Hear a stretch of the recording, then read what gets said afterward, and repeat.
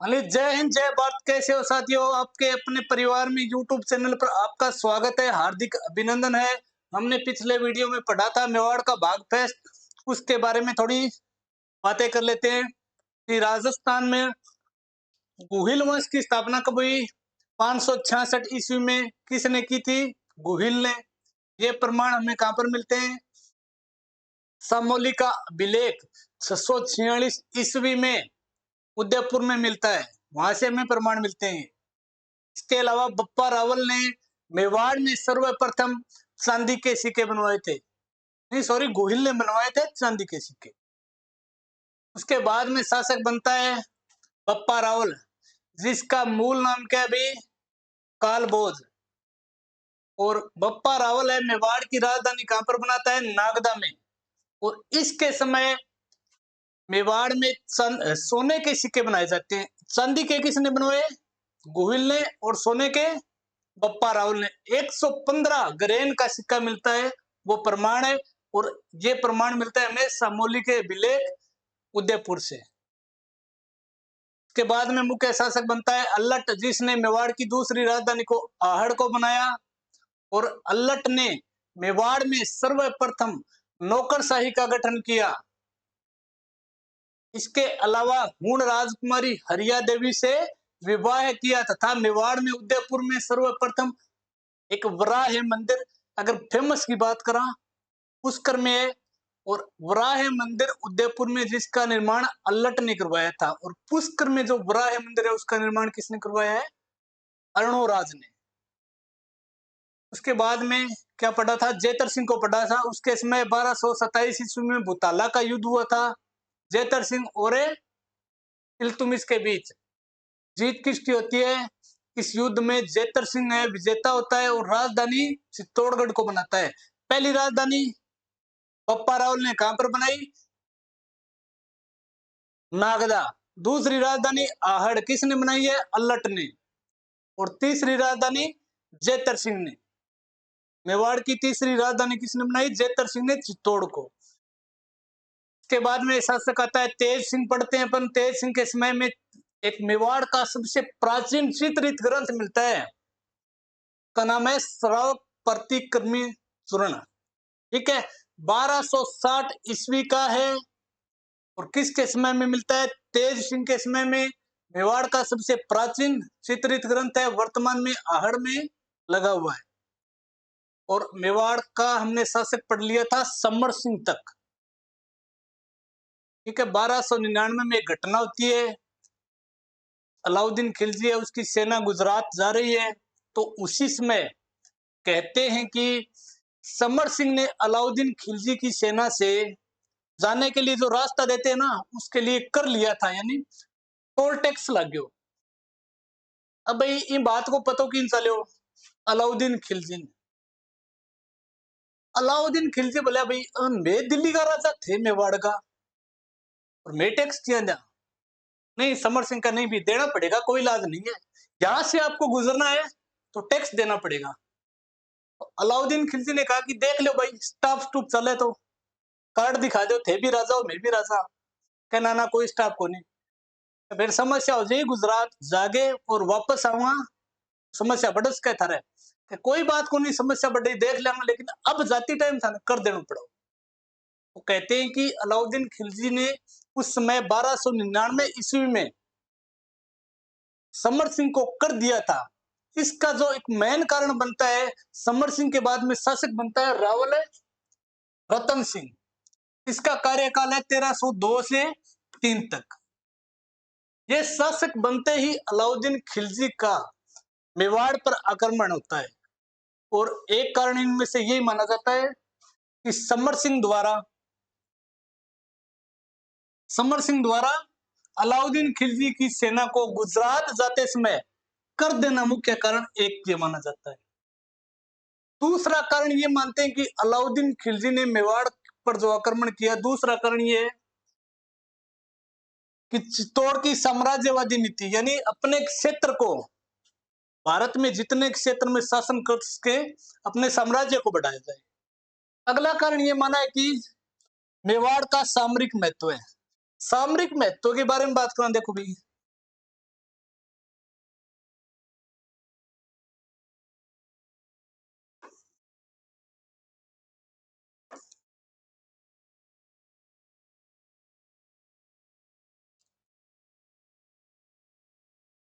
ये हो गई दिल्ली, ठीक है।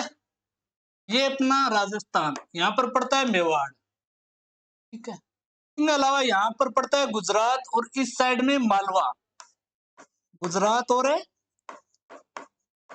मालवा।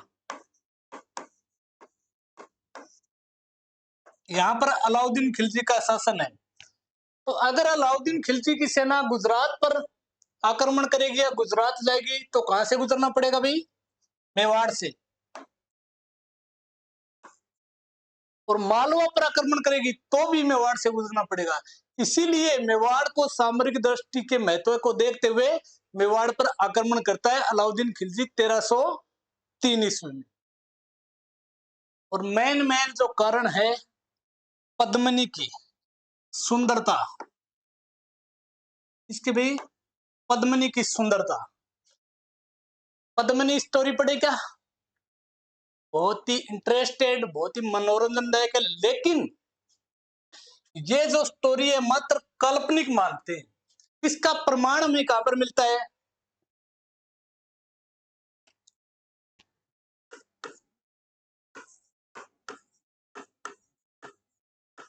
पद्मावत रचना,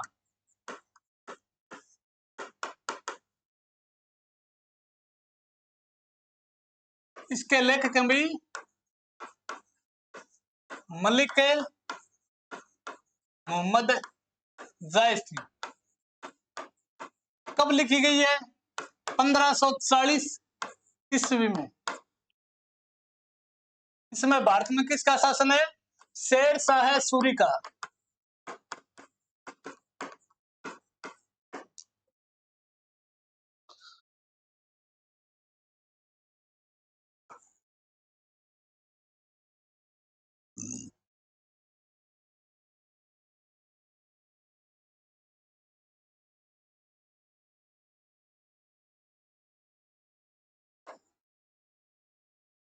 अब देखो पद्मावत के बारे में बात करते हैं। पद्मावत एकमात्र तो नाम है, बाकी पद्मिनी मिला, ठीक है।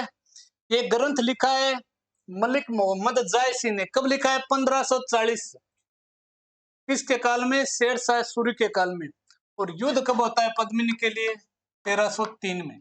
तो एक मात्र काल्पनिक कथा है। इसके बारे में थोड़ी सी बातें कर लेते हैं नॉलेज के लिए। कहते हैं कि दिल्ली में कौन है भाई? अलाउद्दीन खिलजी। और मेवाड़ में कौन है? रावल है रतन सिंह। और उसी समय यहां पर एक सिंहल द्वीप, वर्तमान में क्या बोलते हैं उसे? श्रीलंका। कई बार प्रश्न आ जाता है कि पद्मिनी कहाँ की राजकुमारी थी? सिंहल द्वीप की। कुछ इतिहासकार पद्मिनी को पुग्गल बीकानेर की राजकुमारी मानते हैं। पुग्गल बीकानेर। क्योंकि अगर सौंदर्यता के बारे में बात करा तो वर्तमान समय में भी देख लो, श्रीलंका व्यक्ति या वर्तमान में क्रिकेट की टीम ने देख लो, बहुत सुंदर है, ठीक है। इसी कारण कई इतिहासकार मानते हैं कि पद्मिनी है वो पुग्गल बीकानेर की राजकुमारी थी।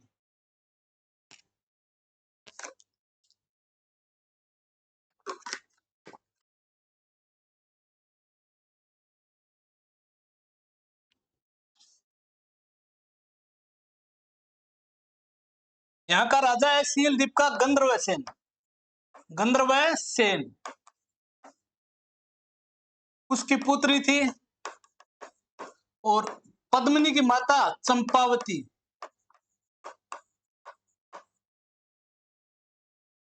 ठीक है। कहते हैं कि उस समय उनके पास एक तोता था।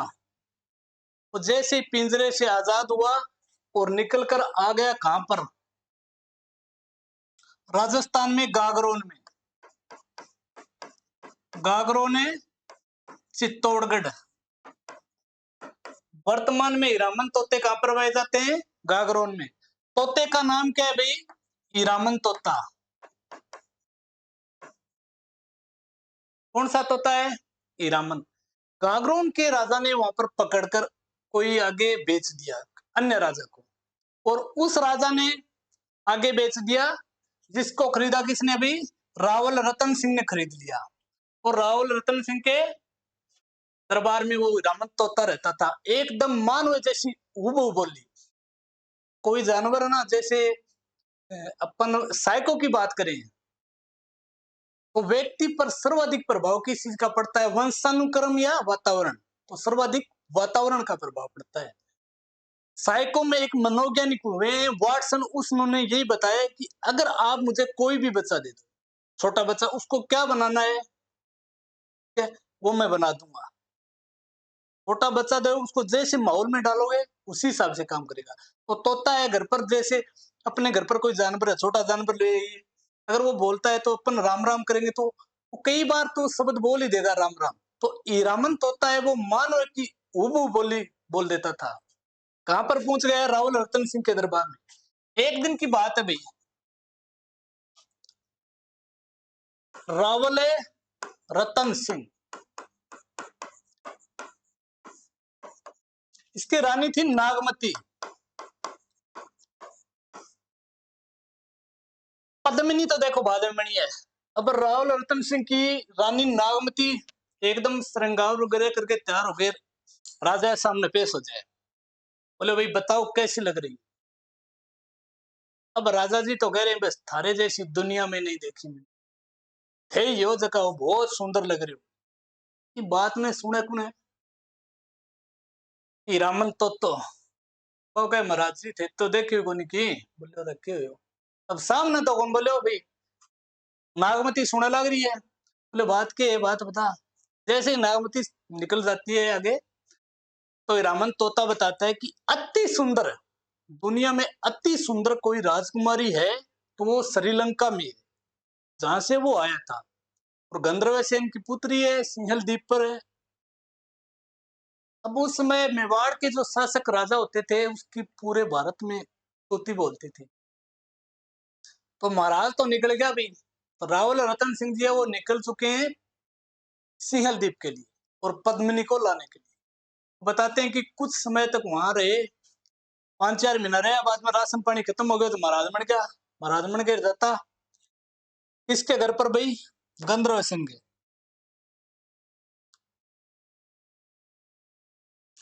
भिक्षाम देई माई, जानता डेली जानता, रूटीन बना लियो, ठीक है, चक्कर मारता घर आगे की।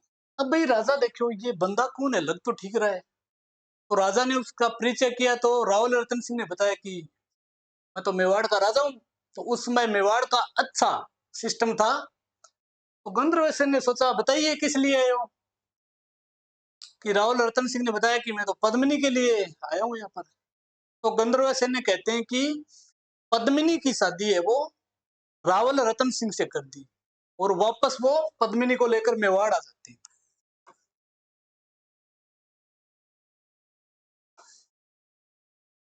अब जैसे ही मेवाड़ आते हैं, जैसे ही मेवाड़ आते हैं कोई स्वागत के लिए, पार्टी सार्टी हो करे, खाने पीने की यार दोस्त हम बुलाए, ठीक है, लो मैरिज करके ले आए इतनी दूर श्रीलंका हूँ। अब मेवाड़ आने के बाद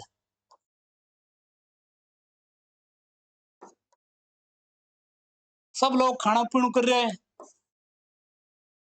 उसी समय कहते हैं कि रावल रतन सिंह के दरबार में एक तांत्रिक ब्राह्मण रहता था। तांत्रिक ब्राह्मण, उसका नाम था भाई राघव चेतन। राघव चेतन ये क्या है भाई, पद्मिनी पे ट्राई करने लग गया। इन बात को पता चले रावल रतन सिंह। रतन सिंह सोचो भाई अभी तो 2 ही तो दिन हुए हैं और अपना जगह खास दरबारी रखे रहे हैं, वे ट्राई मार लग गया। चलो फिर रतन सिंह ने सोचा कि छोड़ दिया जाए, एक मौका दे दिया जाए। लेकिन जद भी जावे दरबार के आगे की कोई ना कोई बहाना, पानी लेनू लोटो लेनू कोई भी बहाना, पद्मिनी के पास मत ले जा, 2 बात करिए। अब रतन सिंह जी को पूरा डाउट हो गया। तो ये दरबार में तो रहते थे ही, इनकी छुट्टी कर दी भी, ठीक है, इनको अपने दरबार से रिटायरमेंट दे दिया। अब बात चुभ गई है राघव चेतन ने ये कहां पर जाते हैं राघव चेतन? ये दिल्ली चले जाते हैं। दिल्ली अलाउद्दीन खिलजी के दरबार में, अलाउद्दीन खिलजी के दरबार में, और अपने अपमान का बदला लेना चाहते हैं। अपमान ये है कि दरबारों निकाल दियो, भरी सभा में धक्को दे निकाल दियो तो अपमान हो गयो, और बदलो लेने वास्ते की कर रहे हैं, अलाउद्दीन खिलजी के पास दिल्ली जाते हैं। वहां पर जाने के बाद इनको एक स्टोरी बताते हैं कि ऐसे ऐसे मेवाड़ का एक राजा है रतन सिंह, उसकी रानी है पद्मिनी, अति सुंदर है, अगर आप देखोगे ना तो बेहोश हो जाओगे। अब अलाउद्दीन खिलजी ने सोचा भी देखते हैं, चलो मेवाड़ को भी देख लेते हैं।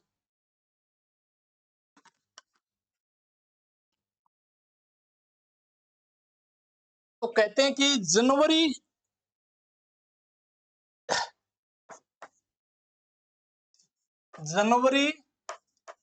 1303 में अलाउद्दीन खिलजी मेवाड़ आता है, और मेवाड़ आने के बाद रावल रतन सिंह से रिक्वेस्ट करता है कि रानी को दिखा दीजिए। महाराज कहे भी रावल रतन सिंह यहाँ क्या दिखा दे, भी दिखाने वास्ते थोड़ी है, लंका लेडी है।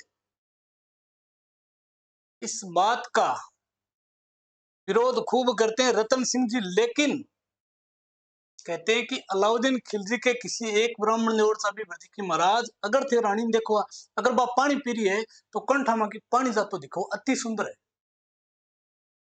अब महाराज ने सोचा भाई अलाउद्दीन खिलजी आया हुआ है, दिखाया तो नहीं जाए उसे, लेकिन एक शर्त पर कि आप ना पद्मिनी को मेरे को दिखा दीजिए, मैं वापस दिल्ली चला जाऊंगा। लगभग 5 महीना बाद चित्तौड़ दुर्ग को घेरो डाल रखे है, 5 महीना बाद आज संधि हुए, आप एक बार पद्मिनी को दिखा दीजिए, मैं वापस चला जाऊं। और रावल रतन सिंह इस बात को मान लेते हैं और अलाउद्दीन खिलजी को चित्तौड़ दुर्ग में ले जाते हैं और कहते हैं कि उसको दिखाया नहीं गया। पद्मिनी वो गुजर रही थी और पास में कोई तालाब था, तो वहां पर पद्मिनी की परछाई देखी और अलाउद्दीन खिलजी इतने मोहित हो गए, अब तो कैसे भी पद्मिनी को प्राप्त करना है, लेकिन शर्त क्या थी, दिखाया जाए। ठीक है, चाय पानी पिया गए, परछाई में दिखा दी, बोले चलो महाराज। रतन सिंह जी कहते हैं चलो टाइम हो गया। अलाउद्दीन जी कहते हैं कि चलिए आप हमें विदा तो कीजिए। अब अपने एक राजस्थान में या भारत में एक रिवाज है कि कोई भी मेहमान आता है तो वापस जाता है, तो हम उसे जैसे घर पर आ गया तो हम बाहर गाड़ी में चढ़ाते हैं, गेट तक जाते हैं। उसी समय रतन सिंह जी अलाउद्दीन खिलजी को दरबार में बाहर छोड़ गया है। जैसे ही वो बाहर जाते हैं और धोखे से बंदी बना लिए जाते हैं, अलाउद्दीन खिलजी की जो सेना है वो रतन सिंह को बंदी बना लेती है और दिल्ली ले जाती है। और वापस अलाउद्दीन खिलजी है वो मैसेज देता है किसको, जो पद्मिनी है और उसके सैनिक है उनको, कि अगर रतन सिंह को प्राप्त करना है तो पद्मिनी को दिल्ली आना होगा। बोला भाई ठीक है, शर्त मंजूर है। कहते हैं कि अपने राजस्थान की जो स्त्रियां होती हैं ना, इतनी भी सुंदर होती हैं और इतनी बुद्धिमान होए कि बा दिमाग लगायो, चलो ठीक है, ये शर्त मंजूर है, मैं आ रही हूँ और 1600 रानियां मेरे साथ, उनको साथ लेके आनी। अलाउद्दीन खिलजी ने बोला ठीक है भी आ जाओ, कोई बात नहीं है। लेकिन पद्मिनी ने एक चाल चली और रानियों को जो पालकी में बैठाते हैं उसमें रानियों की जगह योद्धा को बैठा लिया, सैनिका, और दिल्ली गए। दिल्ली जाते ही भी एक रिक्वेस्ट करी अलाउद्दीन खिलजी पद्मिनी ने की, सबसे पहले हमें 10 मिनट के लिए रावल रतन सिंह जी से मिलाया जाए।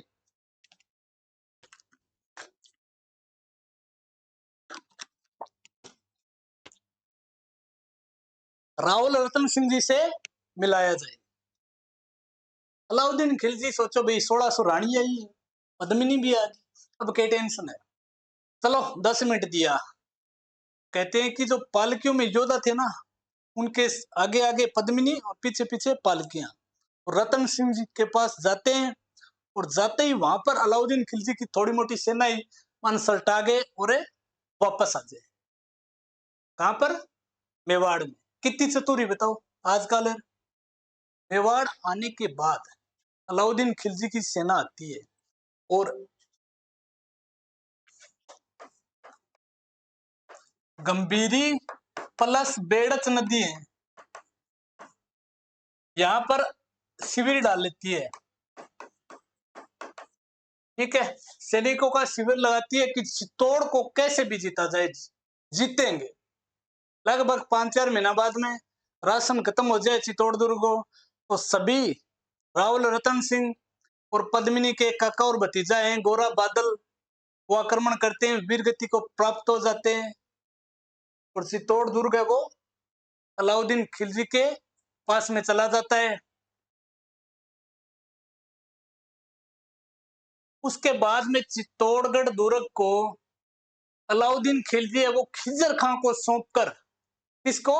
खिजर खां को सौंपकर उस दुर्ग का नाम रखता है खिजराबाद और लगभग 10 साल शासन करे खिजर खां।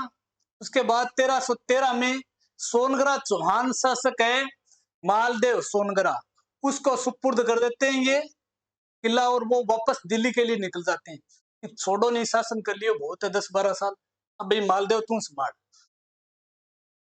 1313 से लेकर 1326 तक मालदेव सोनगरा है वो चित्तौड़ पर शासन करता है और 1326 में राणा अमीर तो 1303 में चित्तौड़ का जो साका हुआ था उसमें लक्ष्मण सिसोदिया के 7 पुत्र थे, 7वां पुत्र था हरि सिंह, उसका एक बेटा होता है अमीर बच जाता है और वो अमीर है 1326 में मालदेव सोनगरा से चित्तौड़गढ़ दुर्ग जीत लेता है।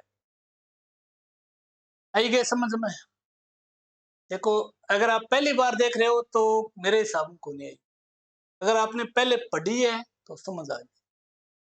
अब अगर आप नोट्स बना रहे हो तो विस्तार से लिख लीजिए।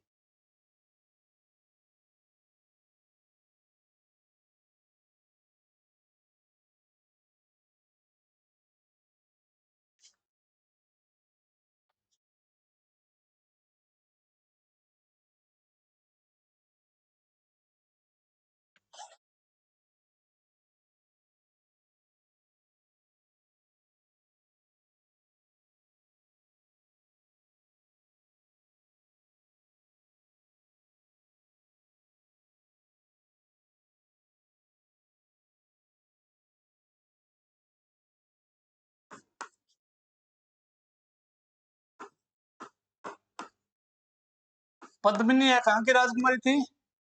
सिंहल द्वीप है, सिंहल द्वीप श्रीलंका की राजकुमारी थी।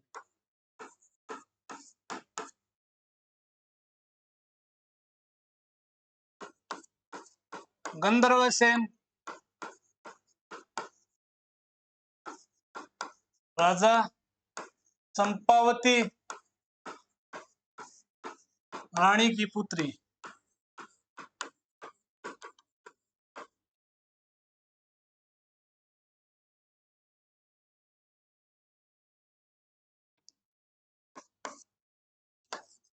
पच्चीस अगस्त 1303 में अलाउद्दीन खिलजी चित्तौड़ दुर्ग को जीत लेता है भाई, चित्तौड़ दुर्ग को जीत लेता है।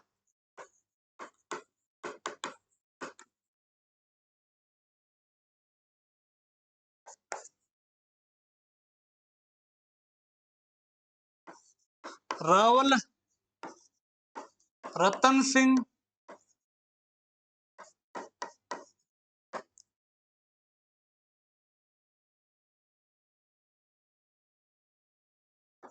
गोरा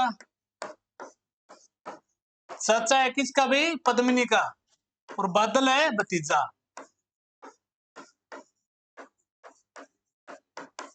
वीर गति को प्राप्त हो जाते हैं।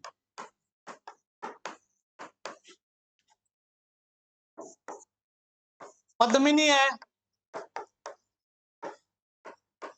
1600 रानियों के साथ 1600 रानियों के साथ है वो जौहर कर लेती है।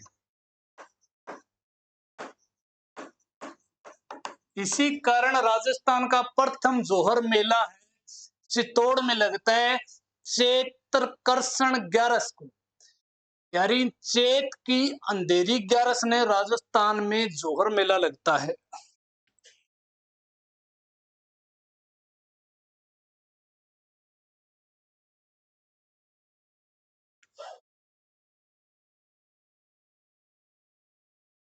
ये भी राजस्थान का दूसरा शाखा कहलाता है। राजस्थान का दूसरा शाखा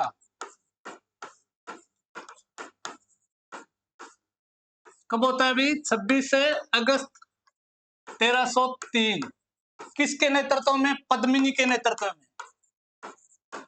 राजस्थान का प्रथम शाखा रणथंभौर दुर्ग में किसके नेतृत्व में होता है? रंगदेवी के नेतृत्व में।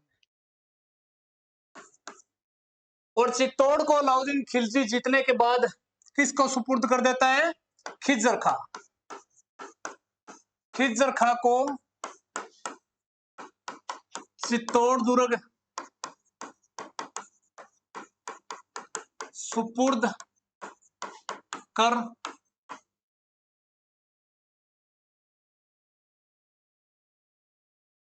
दुर्ग का खेराबाद नाम रखा जाता है। और वहां पर कहते हैं कि चित्तौड़ दुर्ग में अलाउद्दीन खिलजी आम नागरिकों का कत्लेआम करवाता है, लगभग 30,000 निर्दोष लोगों को मारता है।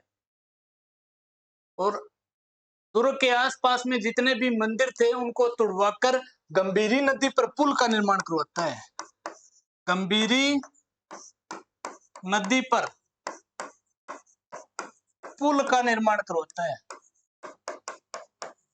क्यों करवाता है? अभी चित्तौड़ दुर्ग पर आने जाने के लिए बीच में गंभीरी नदी पड़ती है, तो इसलिए वहां पर मंदिरों वगैरह को, मकानों को तुड़वाकर पुल का निर्माण करवाता है।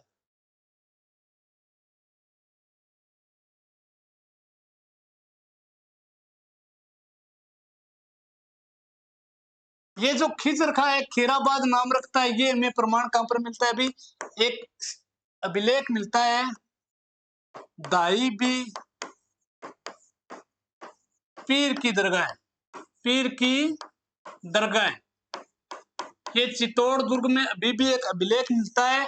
इससे ये हमें प्रमाण मिलता है कि अलाउद्दीन खिलजी चित्तौड़गढ़ दुर्ग खिज्जर खां को सौंपकर खैराबाद नाम रखता है।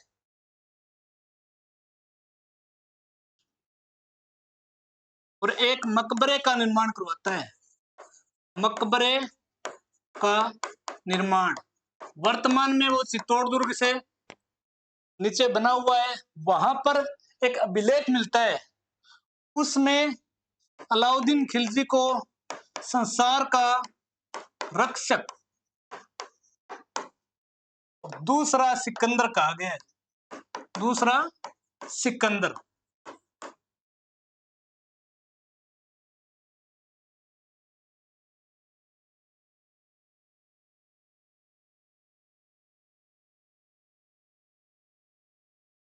राघव चेतन कौन? अभी राघव चेतन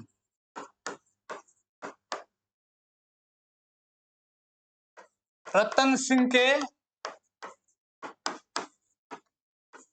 दरबार में तांत्रिक।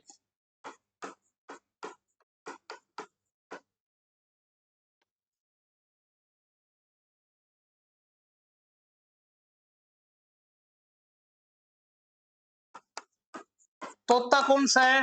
हीरामन।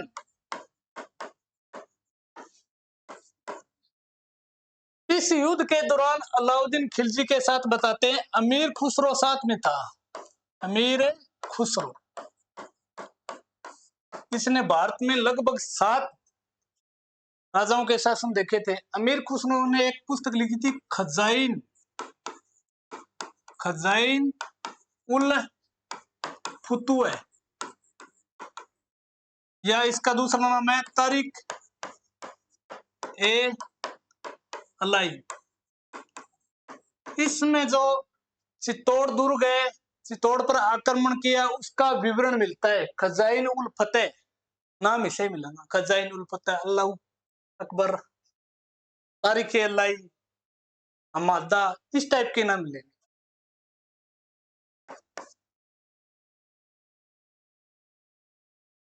अब देखिए भी 1313 तक खिजर का शासन करता है।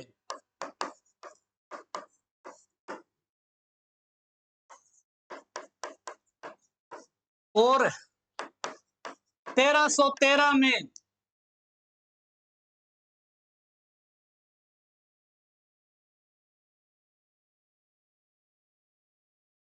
1313 में सोनगरा चौहान शासक है। मालदेव, इसे मुछाला मालदेव भी कहते हैं, मुछाला मालदेव। इसको सुपुर्द कर दिल्ली चला जाता है कि भी मेवाड़ में के करंगा, दिल्ली चला भाई, राजधानी चला। इसको सुपुर्द किया है मालदेव को। और 1326 में लक्ष्मण सिंह सिसोदिया के पुत्र हरि सिंह, यानी 7वां पुत्र है हरि सिंह, वो वीर गति को प्राप्त हो जाते हैं चित्तौड़ के साके में। और हरि सिंह का एक पुत्र है अमीर, वो बच जाता है। और 1326 में मालदेव सोनगरा को हराकर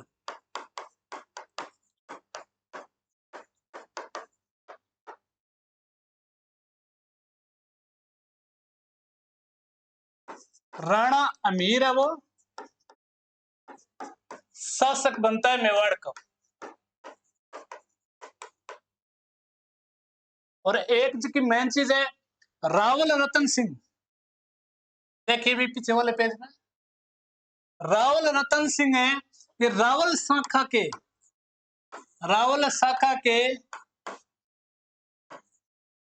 अंतिम राजा है, अंतिम राजा रावल शाखा की बात हो रही है।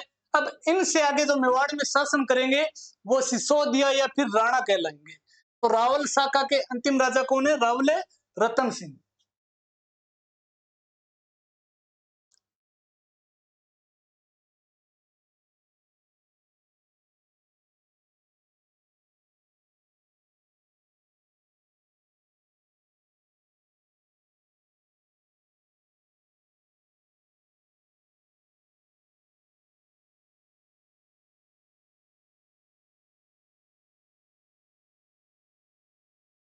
राजस्थान का दूसरा शाखा कहलाता है। और चित्तौड़ का प्रथम शाखा है। प्रथम शाखा 13 अगस्त 1303 को, 26 अगस्त है 13 नहीं। चित्तौड़ का प्रथम शाखा, राजस्थान का दूसरा शाखा, राजस्थान का पहला शाखा रणथंभौर दुर्ग में 1301 में हुआ था। ठीक है, तो नेक्स्ट वीडियो में हम निरंतर क्लास में पढ़ते रहेंगे।